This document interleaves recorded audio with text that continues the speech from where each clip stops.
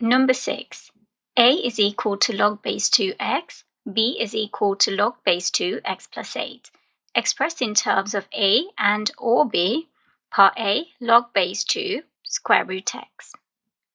So for part A, we can first start by writing this log base 2 root x as log base 2 x to the power half.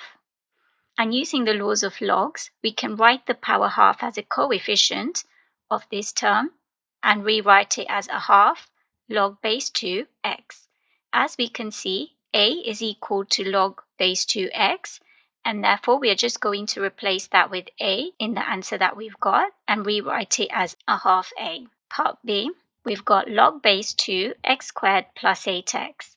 So first what we can do is we can factorize the bracket and rewrite it as x bracket x plus 8. And using the laws of logs, we know that if we're multiplying, that means as a log we are adding them. So we can rewrite it as log base 2x plus log base 2 x plus 8. Log base 2x is a, so we can substitute that with a. And log of x plus 8 is b, so we can rewrite that as a plus b.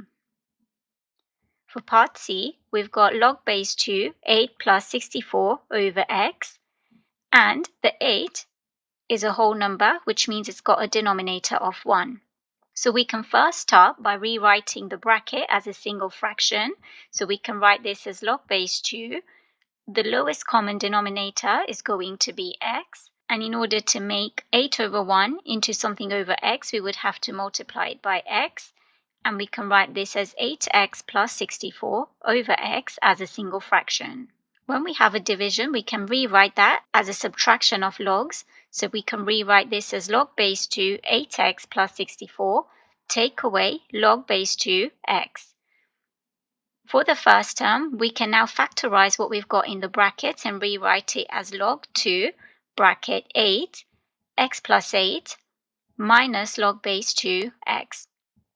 We are multiplying these terms here, so we can further rewrite this using the laws of logs and write it as an addition of logs. So we can rewrite this as log base 2 8 plus log base 2 x plus 8, and we've still got the minus log base 2 x.